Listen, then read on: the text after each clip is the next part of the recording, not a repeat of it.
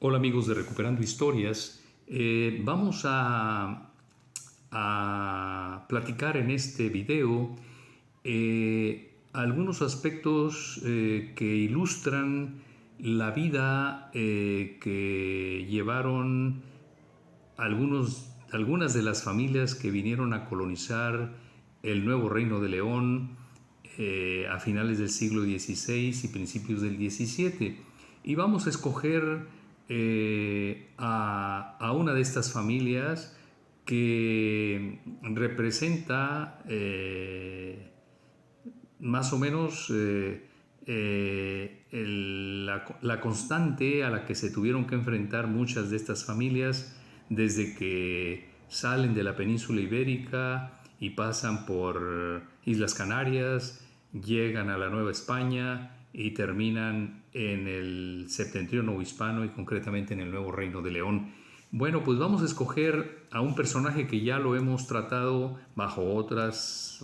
enfoques en otros videos, que se trata de Lope de Sosa y Mesa.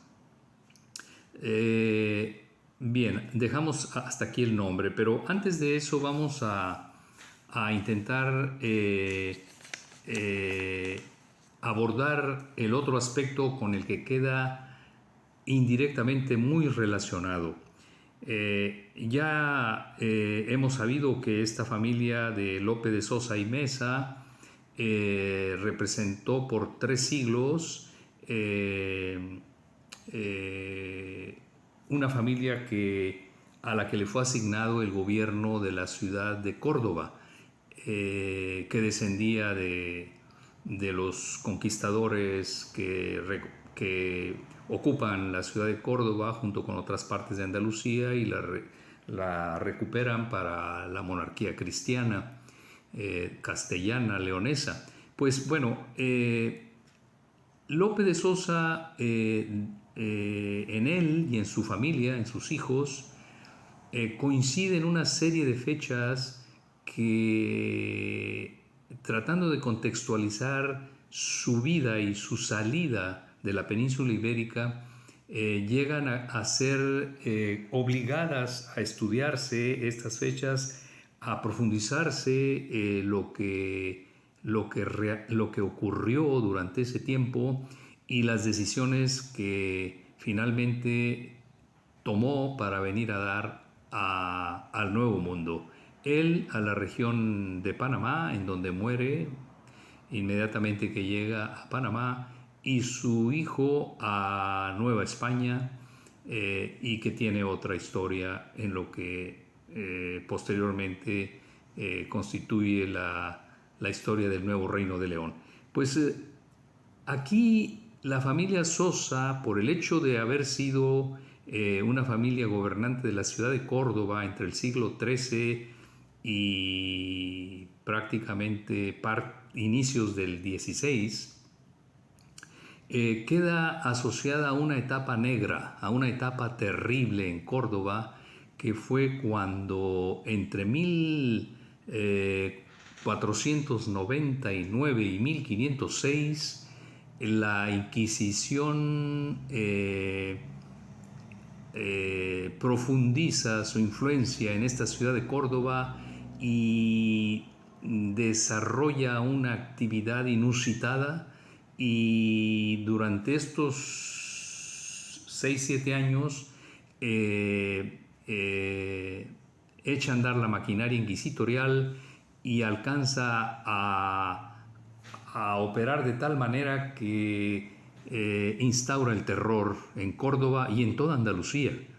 de tal suerte que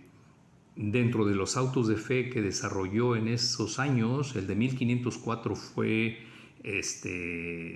uno de los autos de fe, por no decir para muchos estudiosos el auto de fe en la historia de toda la Inquisición española, que duró siglos, pero que en 1504 en Córdoba se desarrolla el mayor auto de fe registrado por la Inquisición, en donde queman de manera simultánea a 107 procesados, la mayoría de ellos por judaizantes. Así es de que, ¿quién era este inquisidor que para muchos supera el celo inquisitorial al de Torquemada, al del fundador o al de uno de los personajes más representativos de la Inquisición española en sus inicios. Pues este señor llevaba por nombre Diego Rodríguez de Lucero. Diego Rodríguez de Lucero, dentro de la historia de Córdoba, es un personaje al que inevitablemente se tienen que referir porque representa durante estos 7 años la historia más terrible dentro de la población de cordobesa. Pues Diego Rodríguez de Lucero tiene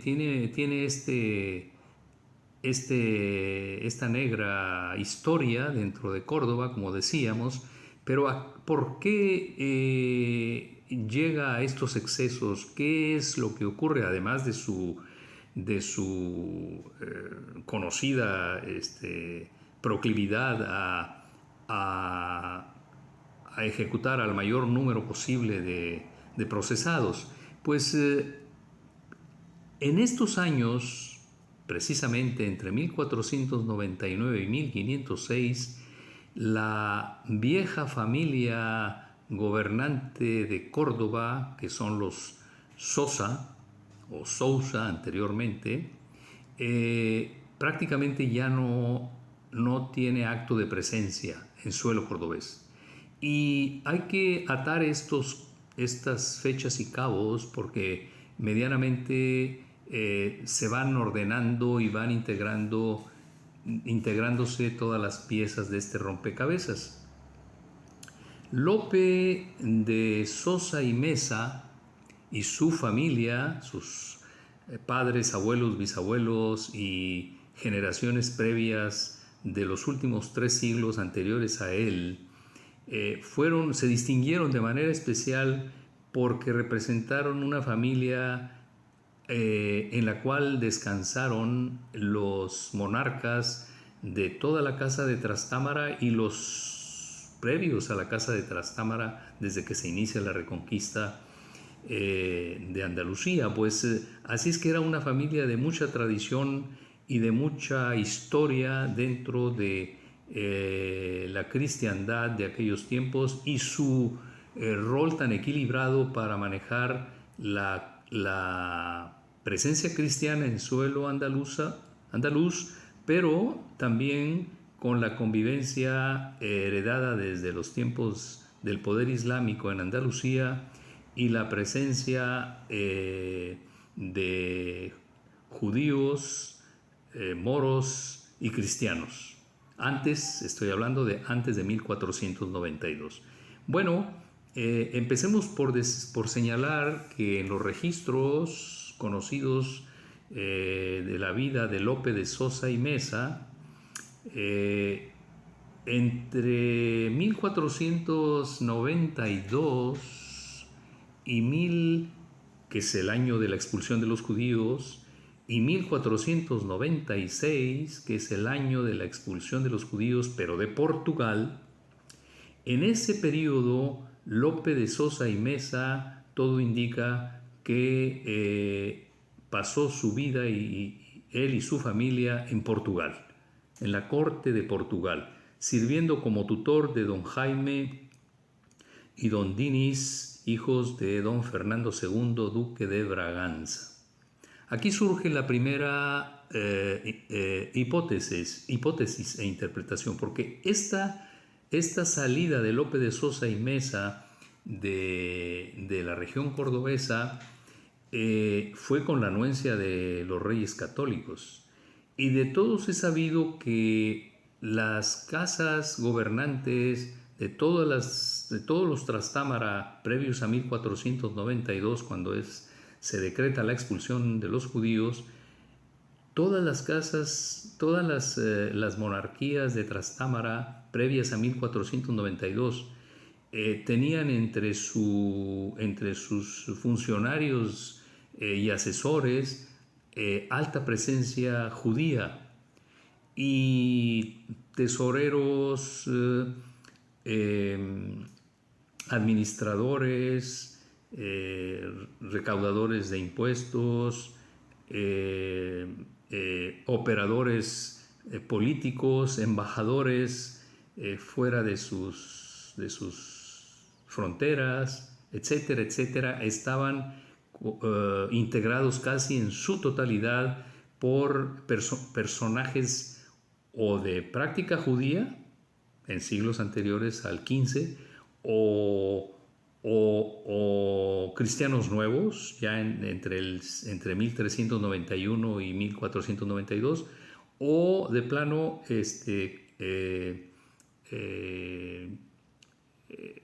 cristianos no convertidos, pero realmente asimilados totalmente al mundo católico. Así es de que esta característica de las cortes de los Trastámara y previos, o sea, hasta previos a los Trastámara en la época medieval, era muy frecuente. La presencia judía en las cortes era de alta presencia. Pues en 1492 hay alta probabilidad que los mismos reyes católicos hayan autorizado la salida de la familia de Lope de Sosa hacia la región portuguesa y luego entre la monarquía portuguesa hayan propiciado la salida de nuevo de Lope de Sosa hacia la región andaluza, porque se decreta en 1496 nuevamente, pero ahora en Portugal, la expulsión de los judíos. Lope de Sosa y su biografía y la de sus padres, abuelos y bisabuelos está muy ligada al mundo sefaradí y como ya hemos dicho en otros videos, pues está muy ligada a la historia gallega y a la historia portuguesa y por ende también mantiene una liga con más incidencia hacia el mundo sefaradí. Bien, ahí regresa a Córdoba en 1496, pero la alta presencia inquisitorial en Córdoba inicia en 1499 y de manera terrible, como dijimos al inicio de este video, se desarrolla entre ese año 1499 y 1506. Así es de que estamos viendo que Lope de Sosa se reincorpora a esta parte cordobesa y concretamente a Jaén y a las áreas circunvecinas de Córdoba en 1496-1497. Pero dura poco tiempo en esta región y en 1504, cuando estaba el auge del inquisidor que mencionamos al inicio, que es Diego Rodríguez de Lucero, en 1504 los mismos reyes católicos todavía con vida, Isabel, logran sacarlo nuevamente de ahí, de Córdoba, y lo nombran gobernador de Islas Canarias y con acción especial en el área de Tenerife, aunque fue gobernador de la Gran Canaria y de ese archipiélago. Así es de que esta salida nuevamente de Canarias, cuando los eventos inquisitoriales estaban retomando una serie de fuerza inusitada, vuelve a ser otra fecha clave que obliga a estudiar más la biografía de Lope de Sosa y Mesa, que como les dije hace unos momentos, logra transportarse él y su familia al Nuevo Mundo en años posteriores. Bueno, en 1504 sale a Canarias y se establece en Canarias, y ahí ocurren otra serie de eventos en donde entabla una serie de relaciones con otras familias que venían también de Córdoba y de Sevilla, de origen gallego, y que acaban finalmente en el nuevo Reino de León. Pues ahí no paran las fechas coincidentes sobre la salida de la poderosa familia Sousa o Sousa cordobesa, sino que muere Isabel la Católica en 1504 y inmediatamente después de la muerte de 1504, cuando ya los Sousa estaban en Islas Canarias, se inicia por este mismo inquisidor cordobés un proceso inquisitorial contra Fray Hernando de Talavera, un sevillano también vecino de lo que fue Córdoba en su vida previa a ser religioso, y que llegó a ser el confesor de la reina Isabel la Católica durante la última etapa de su vida, y que tuvo una influencia enorme en las grandes decisiones, y que fue muy tolerante porque él mismo era de origen judío en generaciones atrás, y trató de hacer las conversiones de manera voluntaria y sin violencia, y se opuso en repetidas ocasiones a la presencia inquisitorial, sobre todo con el uso desmedido de la fuerza inquisitorial como el que estaba ejerciendo este inquisidor en Córdoba. Pues en 1505, recién muerta la reina Isabel, deja caer toda su fuerza este inquisidor de Córdoba, Diego Rodríguez de Lucero, contra Fray Hernando de Talavera, y siguen sus acciones contra otros personajes importantes del área cordobesa y sus pueblos avecindados. No para ahí,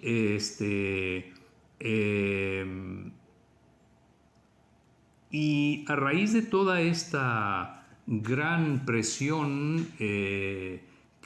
este inquisidor empieza a hacer sobre todo tipo de personajes, desde luego, cuando hablamos de presión no se limita solamente a entablarles un proceso, a encarcelarlos, a quitarles todos sus bienes, a dejar a las familias completamente desprotegidas, a todas las familias de estos procesados, y hacer, como dijimos, grandes autos de fe con gran número de gente quemada en la hoguera. Mientras todo esto ocurría en la Córdoba, donde vivieron por siglos la familia Sousa, la familia Sosa estaba ya en Islas Canarias, como dijimos hace unos momentos, pero después de que muere la reina católica y este inquisidor se ensaña todavía con más fuerza hacia toda la población cordobesa, o hacia la gran mayoría de la población cordobesa que él consideraba que podía tener nexos con un pasado judío, o que eran cristianos nuevos, llega a gobernar la parte esta, la hija de la reina Isabel, que fue Juana, y su esposo, al que le llamaron Felipe el Hermoso, que venía de la región de Flandes, de la Casa de Borgoña. Pues este matrimonio vuelve a gobernar, y Fernando el Católico, como es sabido, se hace a un lado, se va a Nápoles, pero una vez que retoman el poder Juana y Felipe, destituyen a este terrible inquisidor y le quitan todos sus poderes, y aparentemente todo iba mejorando, pero muere Felipe y queda Juana, y queda realmente en el poder mientras regresa Fernando el Católico, el cardenal Cisneros, y el cardenal Cisneros es el que suple temporalmente a este inquisidor del que hemos hablado, este inquisidor de Córdoba, Lucero, ¿verdad? Todo el mundo lo conoce por Lucero, aunque su nombre completo era Diego Rodríguez de Lucero. Pues todo este juego de piezas de ajedrez que se va dando con las fechas y que va encajando perfectamente con el devenir y el futuro de la familia Sosa, que es el dato que me interesa, tocar de manera especial, transcurre entre la muerte de Felipe el Hermoso y la desbancada de su esposa Juana de Castilla por el cardenal Cisneros y luego por su padre Fernando el Católico. Como quiera, Juana de Castilla, aún que también le llamaron Juana la Loca, bueno, pues Juana de Castilla en 1512, aún antes de que regresara, facilita el regreso a Córdoba de Lope de Sosa y le nombra, en aquellos tiempos usaban términos especiales para otorgar cierto tipo de poderes, pero prácticamente le regresa a Lope de Sosa la capacidad de gobierno que tuvieron todos sus antepasados ahí en Córdoba, y le llamaban al cargo algo así como el 24 de Córdoba, el número 24, que en este momento no sabría decirles exactamente todas las facultades que tenían, pero en la práctica le regresa a Lope de Sosa estas facultades de gobernación de la ciudad de Córdoba. Y eso fue en 1512. Pero posteriormente, ya en 1520, le asignan la gubernatura de una región centroamericana que concretamente es el actual área de Panamá. Y a un hijo de él, de Lope de Sosa, que fue Juan Alonso de Sosa Cabrera, le asignan el cargo de tesorero real en la Nueva España, que fue el segundo tesorero real. Pues Juan Alonso de Sosa Cabrera, hijo de Lope de Sosa, viene siendo también descendiente de otra familia Cabrera con mucha presencia en Córdoba, y que dentro de sus nombres anexaban el título Torre de Arias Cabrera, que es otra palabra que significa de alguna manera alta presencia en la ciudad de Córdoba. Pues